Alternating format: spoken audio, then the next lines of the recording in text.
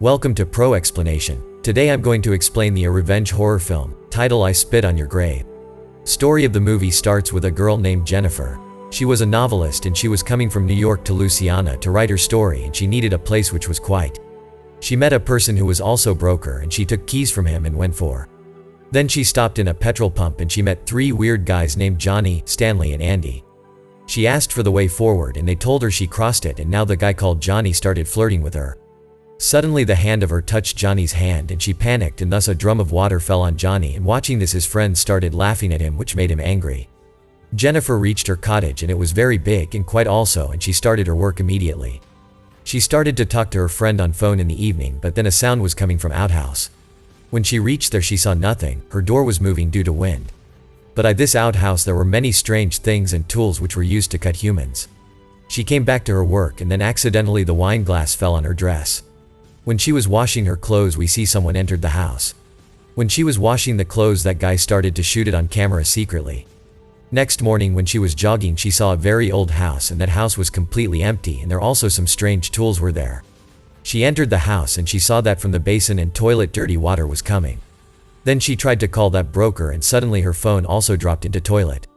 Then she became frustrated because nothing was going well. After some time a plumber came whose name was Matthew, and he repaired the basin, but Matthew was mentally disturbed. To tell him thanks she kissed him as she ran away from the house. Now we see those three guys whom she met at petrol pump. Matthew was their friend, and we see Stanley with a camera who was shooting her secretly. He also had shown that video to Johnny and Andy also. They were very excited, and then Matthew told them that she kissed him and they became more excited, and they thought Jennifer a bad kind of girl. They planned to use her when she would be alone. When she was lonely at night at home and she listened some whispers from far. When she came outside she found no one. When she returned home, those three guys were waiting for her. They started to disturb her very much. Those guys misbehaved with her very much and said dirty talks, and Jennifer replied, "I have called police and they will come soon," but it didn't work out. Then Johnny asked her, "What are you doing alone here?" She replied, "I am a writer and I came here for quiet place." Stanley was recording everything. They asked Jennifer to drink, but she didn't agree. They forced her to drink. Then Johnny asked her to show her teeth, and when she showed and he started to pull the teeth off. Jennifer was crying very loud and they were enjoying it. Then Jennifer beaten a bottle on their legs and ran from there to a forest. Then she met a sheriff and she asked for help, and she told him what those guys were doing with her. Sheriff came to her house to help, and sheriff called someone, and then we see that sheriff also started to misbehave with her. On the excuse of searching her he touched her wrongly, and we see that those three also came then. Sheriff called those three to come, and sheriff was with those three.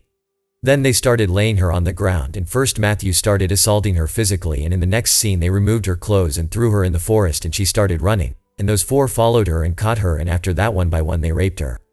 Johnny tried to kill her by dipping her head in the water. And Jennifer started to run and she went to a bridge and jumped from there because she had no option. When they looked downward they didn't found her, they assumed that she died. Then sheriff told we should find her body from the river, because until we get her body we can't rely that she died. They tried to find her but they could not find her. Then sheriff had seen that Stanley had recorded everything, and that's why sheriff became very angry and started shouting at Stanley, and then sheriff broke the tape immediately. After that they burnt everything, like her clothes, her things, so that no evidence left. When sheriff came to his house then we got to know that he had a family, a daughter and wife who was pregnant. One day Matthew was sitting on the forest and then he saw the spirit of Jennifer. He was very afraid, and then someone took him off. Then sheriff got a call of that broker was getting call from Jennifer's friend, and they were not getting Jennifer for 1 month. Actually broker didn't knew about anything happened. Then sheriff told him that he would start to find her. Sheriff now started worrying, and Stanley came to Johnny running and told that someone took Matthew away, and the tape he recorded those were still inside the camera. Then Johnny told, "Sheriff broke the tape, isn't it?" Then Stanley told, "No, actually I changed the original tape with an empty tape." After listening this Johnny became very angry and started to hit him very hard and started shouting, "You guys are idiots. Why you saved that tape yet?" Then Johnny listened some noises outside his house. When he checked, he found nothing. This thing repeated for 3 times. At last when he checked he found a slipper which was of Jennifer. The bands of Matthew was also there, and after seeing those he was very afraid and he shouted. Next day a parcel came to sheriff's house, and when he opened it then he found the tape which had that recording. Then he came to those three and he was very angry, and he put the tape inside Stanley's mouth. He assumed that all these were done by Matthew because he might be regretting for that. Then sheriff told that they had to find Matthew everywhere. Then we see Matthew who was in the house of Jennifer. Then we see Jennifer, who was sitting there. Jennifer was alive and now she would take revenge from everyone. Matthew was asking for mercy and he said, "I didn't want to do that with you. I just did it because I was forced by others." Jennifer didn't agree to anything and she tied a rope in his neck and started to squeeze and draw his body. Then we see Stanley and Andy in the forest searching for Matthew. Then Stanley's leg bound into a trap and started shouting for the help from Andy. When Andy came, then Jennifer beaten his head with a baseball bat and he became senseless. When Andy got his sense, he found himself tied in a bathtub and water was filling from down. Then we see Stanley, where Jennifer was recording him as he was recording. She did everything with him which they did with her. First she put a rotten rat inside his mouth and she shouted, "Are you hungry? Now eat this." Then he pinched needle in the eyelids of him and tied them behind the tree so that he couldn't close his eyes. She rubbed dyed fish all over his body and eyes so that raven and crows and birds would eat his eyes and body. And same happened as predicted, his eyes had been eaten and he died there. Now it's Andy's turn. First she started to beat Andy with a baseball bat and started to pour acid water. When she put his face on the bathtub, it started to burn. Then slowly Andy also died painfully. Now Johnny was left, who was the main villain. Jennifer wore a very hot dress and reached the petrol pump where he worked. When Johnny went near her, she beat him and made him faint. When Johnny opened his eyes, we see him tied with ropes of clothes and Jennifer started saying, "This is our date night and you will enjoy." Then she broke his teeth down, which was very painful. Then also she didn't stop. She cut his penis and she put it in his mouth. And gradually, due to high bleeding, Johnny also died. Jennifer was almost satisfied, but one man left, Sheriff. Then Jennifer reached Sheriff's house as a new teacher of his daughter and she started talking with him. When Sheriff came to his house, he found that Jennifer took her daughter with her.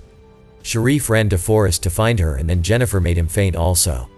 Then we see Sharif tied with ropes and a shotgun was targeted in his buttocks. Then Jennifer told, "I will do all those with your daughter which you guys did with me, and then I will sell her." After listening this, Sharif started to shout and he started to regret. Jennifer was telling all those to let Sharif regret and to threaten him. Then she entered the pipe of the shotgun inside his anus very hard, and because of that, blood was coming from his mouth. Then she tied a rope with the gun and another side of the rope with Matthew's hand. If Matthew shake his hand, then shotgun would fire and the bullets would go through Sheriff's body and would hit Matthew. After this setting, she left the house and sit outside of the house. And Matthew stand and they died as planned. This is how Jennifer took the revenge. And the movie ends here. Don't forget to like the video and subscribe the channel. Stay well, stay healthy. See you in the next video.